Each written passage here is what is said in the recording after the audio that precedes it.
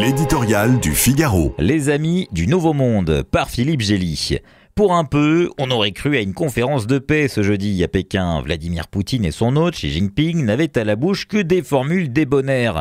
Soutien à l'équité et à la justice dans le monde, alliance propice à la paix et à la stabilité, principe de non-confrontation envers une tierce partie et bien sûr, appel à une solution politique à la crise en Ukraine. Le Russe est pourtant en train d'accélérer son offensive contre le pays voisin où ses troupes ont conquis 280 km² de plus en une semaine et le Chinois soutient activement, quoique discrètement, son effort de guerre.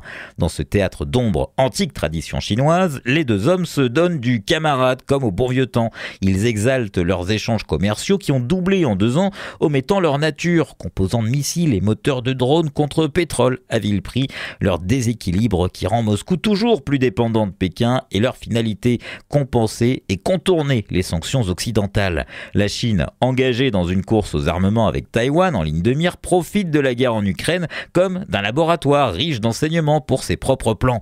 S'il y a du jeu de dupes dans cette amitié sans limite, en pratique limitée par le PCC à la préservation de ses intérêts dans le reste du monde, l'axe sino-russe ne relève pas du faux-semblant.